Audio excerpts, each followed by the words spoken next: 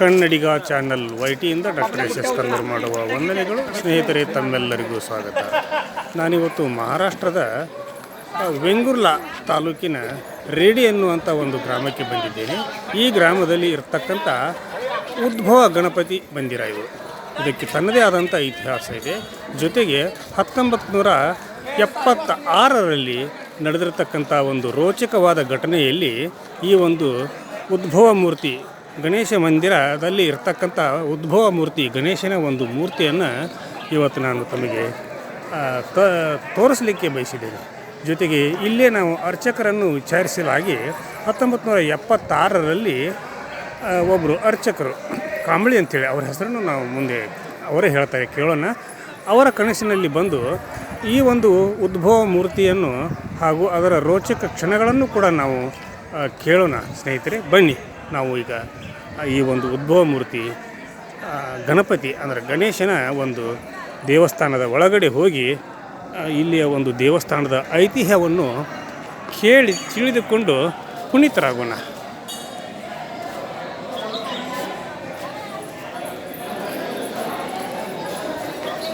ಓಂ ಗಂ ಗಣಪತಯೇ ನಮಃ.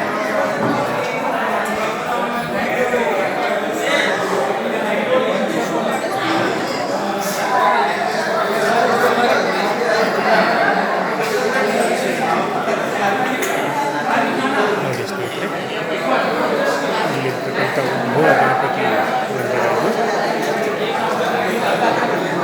ಆಮೇಲೆ ನಿಮಗೆ ನಾನು ತಿಳಿಸೋದಕ್ಕಿಂತ ಪೂರ್ವದಲ್ಲಿ ಈ ಗಜಾನನ ದೇವಸ್ಥಾನದ ಒಂದು ಇತಿಹಾಸವನ್ನು ಕೂಡ ನಾವು ಇಲ್ಲಿ ಇದೇ ಒಂದು ಸ್ಥಳದಲ್ಲಿ ತಿಳಿದುಕೊಳ್ಳೋಣ.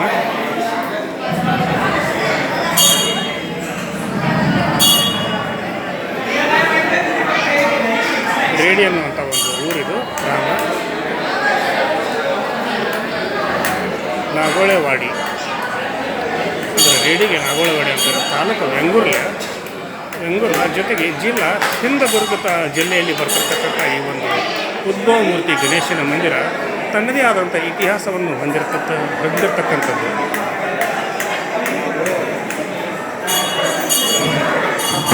ಇಲ್ಲಿ ದಿನನಿತ್ಯ ಪ್ರವಾಸಿಗರು, ಸದ್ಭಕ್ತರು ಸಾವಿರಾರು ಸಂಖ್ಯೆಯಲ್ಲಿ ಬಂದು ಈ ಒಂದು ಗಣೇಶನ ಮಂದಿರದಲ್ಲಿ ತಮ್ಮ ಪ್ರಾರ್ಥನೆಯನ್ನು ಮಾಡ್ತಾರೆ. ಜೊತೆಗೆ ಹರಕೆಯನ್ನು ಹೊರ್ತಾರೆ. ಆ ಹರಕೆಯ ಒಂದು ಫಲವಾಗಿ ಅವರು ಸಾಕಷ್ಟು ಅನುಕೂಲತೆಗಳನ್ನು ಕೂಡ ಪಡೆದಿರತಕ್ಕಂಥ ಒಂದು ಉದಾಹರಣೆಗಳು ಕೂಡ ಸಾಕಷ್ಟು ಇವೆ ಅನ್ನೋದನ್ನು ಇಲ್ಲಿ ನಾವು ನೋಡಬಹುದಾಗಿದೆ, ಕೇಳಬಹುದಾಗಿದೆ. ಜೊತೆಗೆ ಇಲ್ಲಿ ದೇವರಿಗೆ ಹರಕೆ ತೀರಿಸಲಿಕ್ಕೆ ಏನೇನು ಬೇಕು ಎಲ್ಲ ಸಾಮಗ್ರಿಗಳು ಕೂಡ ಸಿಗುತ್ತಿರ್ತಕ್ಕಂಥ ಒಂದು ಸ್ಥಳ ಇದು.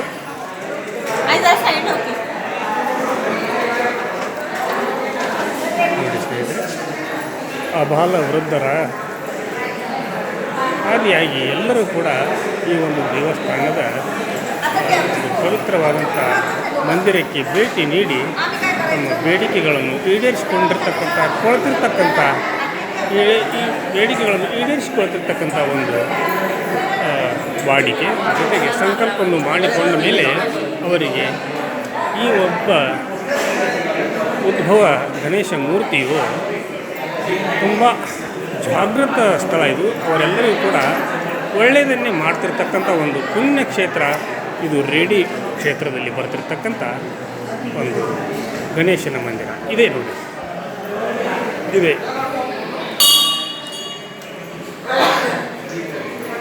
ಇದೇ ಒಂದು ದೇವಸ್ಥಾನ, ಉದ್ಭವ ಮೂರ್ತಿ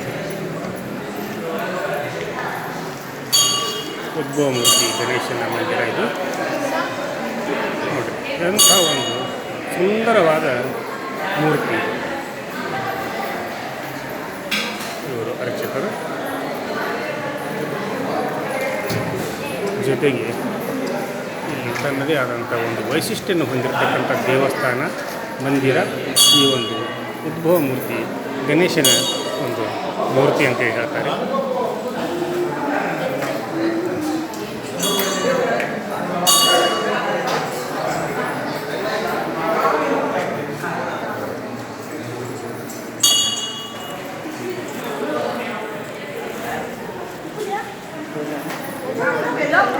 ಈ ಒಂದು ಗಣೇಶನ ಒಂದು ಸುತ್ತು ಹಾದು ಬರೋಣ ಬನ್ನಿ ಸ್ನೇಹಿತರೆ.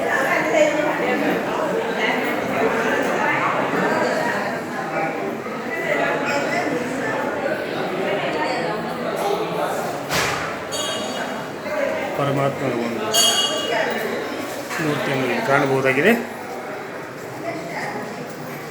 ಜೊತೆಗೆ ತಾಯಿ ಪಾರ್ವತಿಯ ಒಂದು ಮೂರ್ತಿ, ಜೊತೆಗೆ ಬ್ರಹ್ಮ ವಿಷ್ಣು ಮಹೇಶ್ವರರಾಗಿರ್ತಕ್ಕಂಥ ದತ್ತಾತ್ರೇಯರ ಒಂದು ಮೂರ್ತಿಯನ್ನು ಕೂಡ ಈ ಸಂದರ್ಭದಲ್ಲಿ ನಾವು ಇಲ್ಲಿ ನೋಡಬಹುದಾಗಿದೆ. ಜೊತೆಗೆ ಮಹಾಲಕ್ಷ್ಮಿ, ತಾಯಿ ಮಹಾಲಕ್ಷ್ಮಿ ಇಲ್ಲಿ ನೆಲೆಸಿರ್ತಕ್ಕಂಥ ಒಂದು ಪುಣ್ಯಕ್ಷೇತ್ರ ಇದು. ನೋಡ್ರಿ,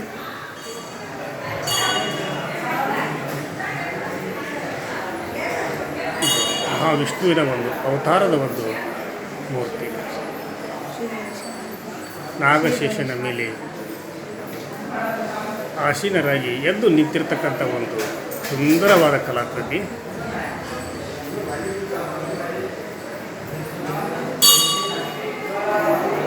ಸ್ನೇಹಿತರೆ, ಎಂಥ ಒಂದು ಪವಿತ್ರವಾದಂಥ ಕ್ಷೇತ್ರ.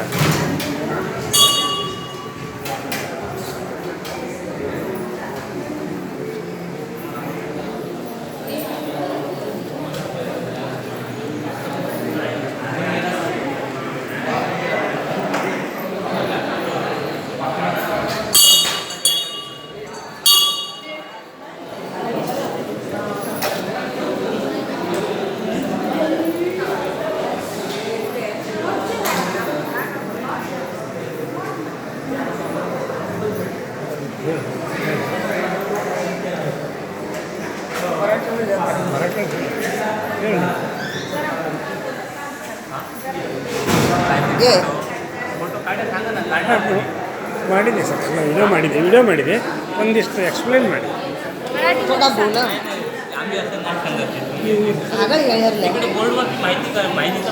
ಇವ್ರ ಹೆಸರು ಇದು ಸದಾನಂದ ಕಾಂಬ್ಳೆಯವರ ಒಂದು ಭಾವಚಿತ್ರ. ಇವರೇ ನೋಡಿ, ಇವರ ಒಂದು ಸ್ವಪ್ನದಲ್ಲಿ ಇವರ ಒಂದು ಸ್ವಪ್ನದಲ್ಲಿ ಉದ್ಭವ ಮೂರ್ತಿ, ಗಣೇಶನ ಉದ್ಭವ ಮೂರ್ತಿ ಕನಸಿನಲ್ಲಿ ಬಂದಾಗ ಆ ಒಂದು ಮೂರ್ತಿಯನ್ನು ಸ್ವಚ್ಛಗೊಳಿಸಿದಾಗ ಈ ಉದ್ಭವ ಮೂರ್ತಿ ಕಂಡು ಬಂದ. ಜೊತೆಗೆ ಪ್ರತಿಯೊಂದು ಗಣಪತಿ ದೇವಸ್ಥಾನಕ್ಕೆ ಇಲ್ಲಿ ಇರ್ತಕ್ಕಂಥ 4 ಕೈಗಳಿರ್ತಕ್ಕಂಥ ಗಣಪತಿಯನ್ನು ನಾವು ನೋಡ್ಬೋದು. ಹಾಗಾಗಿ ಈ ಉದ್ಭವ ಮೂರ್ತಿಯಲ್ಲಿ ಬರ್ತಿರ್ತಕ್ಕಂಥ ಗಣಪತಿಗೆ 2 ಕೈಗಳು ಇದೆ. ಇಲ್ಲಿ ನೋಡಿ, ಇದಕ್ಕೂ ಕೂಡ 4 ಕೈಗಳಿವೆ, ಇದಕ್ಕೂ ಕೂಡ 4 ಕೈಗಳಿವೆ. ಈ ಉದ್ಭವ ಮೂರ್ತಿಗೆ ಮಾತ್ರ 2 ಕೈಗಳು ಇರ್ತಕ್ಕಂಥದ್ದನ್ನು ಇಲ್ಲಿ ನಾನು ತೋರಿಸ್ತಾ ಇದ್ದೇನೆ. ಎಂಥ ಒಂದು ಸುಂದರವಾದ ಉದ್ಭವ ಮೂರ್ತಿ, ಗಣೇಶನ ಮಂದಿರ. ಸ್ವತಃ ಗಣೇಶನ ಅನ್ನುವಂಥ ಒಂದು ಪುಣ್ಯಕ್ಷೇತ್ರ, ಈ ಒಂದು ರೇಡಿ ಗಣಪತಿಯ ಪುಣ್ಯಕ್ಷೇತ್ರ ಅಂತೇಳಿ ನಾನು ಈ ಸಂದರ್ಭದಲ್ಲಿ ಹೇಳಲಿಕ್ಕೆ ಬಯಸಿದ್ದೀನಿ. ಈ ದೇವಸ್ಥಾನದ ಒಂದು ವ್ಯವಸ್ಥಾಪಕರು ಹಾಗೂ ಅರ್ಚಕರು ಕೂಡ ಇವರೇ ಆಗಿದ್ದಾರೆ. ಸರ್, ತಮ್ಮ ಹೆಸರೇನು? What is your name? Kambali Sachin. ಇವ್ರಿಗೆ ಏನಾಗ್ಬೇಕು ನೀವು? सदानंद कांबळे. सदानंद कांबळे ಅವರಿಗೆ ನೀವು ಅವ್ರ ಮಗ. जिनके सपने में आया था ना, उनका नाम सदानंद कांबळे. ಸದಾನಂದ ಕಾಂಬಳೆಯವರ ವಂಶಸ್ಥರು, ಅಂದರೆ ಅವರ ವಂಶಸ್ಥರು ಅನ್ನಲ್ಲ, ಅವ್ರ ಮಗನೇ ಇವರು. ಇದೇ ಒಂದು ಉದ್ಭವ ಮೂರ್ತಿ. ಈ ಉದ್ಭವ ಮೂರ್ತಿಯಲ್ಲಿ ಇರತಕ್ಕಂಥ ಈ ದೇವರ ಒಂದು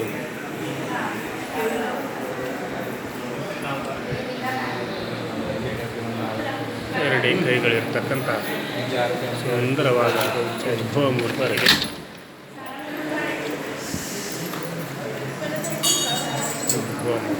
ತುಂಬ ಪ್ರಸಿದ್ಧಿ ಪಡೆದಿರತಕ್ಕಂಥ ಒಂದು ಪುಣ್ಯಕ್ಷೇತ್ರ ಇದು.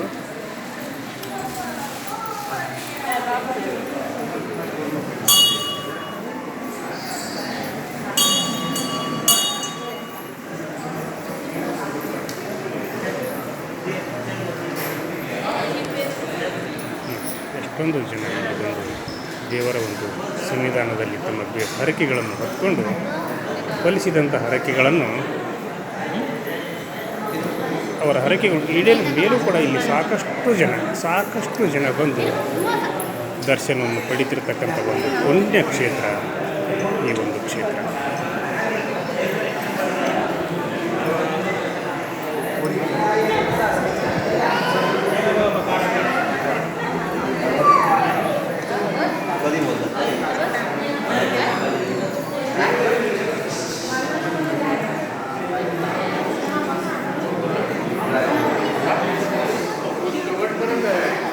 ಇಲ್ಲಿ ಮರಾಠಿ ಮಾತಾಡ್ತಿರೋದ್ರಿಂದ ಇಲ್ಲಿ ಕನ್ನಡ ಬರೋದಿಲ್ಲ. ಹಾಗಾಗಿ ಈ ಒಂದು ದೇವಸ್ಥಾನದ ಸಂಪೂರ್ಣ ಮಾಹಿತಿಯನ್ನು ತಿಳಿಸಿಕೊಡ್ತಿರ್ತಕ್ಕಂಥ ಒಂದು ಸಣ್ಣ ಪ್ರಯತ್ನವನ್ನು ಈ ಸಂದರ್ಭದಲ್ಲಿ ನಾನು ಮಾಡ್ತಾ ಇದ್ದೇನೆ.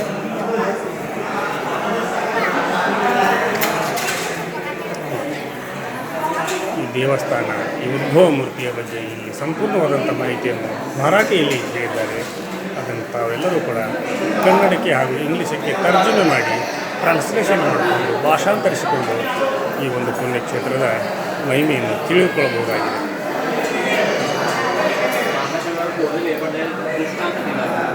ಶ್ರೀ ಗಜಾನನ ದೇವಸ್ಥಾನ ಕಮಿಟಿ ಅವರ ಒಂದು ಕೃಪಾ ಕಟಾಕ್ಷದಿಂದ ಈ ಒಂದು ಉದ್ಭವ ಮೂರ್ತಿಯ ಒಂದು ಸುಂದರವಾದಂಥ ಪರಿಚಯವನ್ನು ಕೂಡ ಈ ಒಂದು ಸಂದರ್ಭದಲ್ಲಿ ನಾವು ಮಾಡಿಕೊಳ್ಳೋದು ನಮ್ಮ ಪುಣ್ಯ ಅಂತೇಳಿ ನಾನು ಭಾವಿಸ್ತಾ ಇವತ್ತಿನ ಈ ಸಂಚಿಕೆಯನ್ನು ಇಲ್ಲಿಗೆ ಮುಗಿಸುವುದಕ್ಕಿಂತ ಪೂರ್ವದಲ್ಲಿ ಕನ್ನಡಿಗ ಚಾನಲ್ YT ಇದು ನಿಮ್ಮೆಲ್ಲರ ಚಾನಲ್ಲು, ಸಮಸ್ತ ಕನ್ನಡಿಗರ ಚಾನಲ್ಲು. ಕನ್ನಡಿಗ ಚಾನಲ್ YTಯಲ್ಲಿ ಬರ್ತಿರ್ತಕ್ಕಂಥ ಪ್ರತಿಯೊಂದು ವಿಷಯಗಳು, ಸಂಚಿಕೆಗಳು ಸತ್ಯವಾಗಿರ್ತವೆ ಎನ್ನುವುದಕ್ಕೆ ಈ ಸಂಚಿಕೆಯು ಸಾಕ್ಷಿ. ಆದ್ದರಿಂದ ತಾವೆಲ್ಲರೂ ಕೂಡ ಈ ಉದ್ಭವ ಮೂರ್ತಿಯ ಒಂದು ಪುಣ್ಯಕ್ಷೇತ್ರಕ್ಕೆ ಒಂದು ದರ್ಶನ ಕೊಡಿ.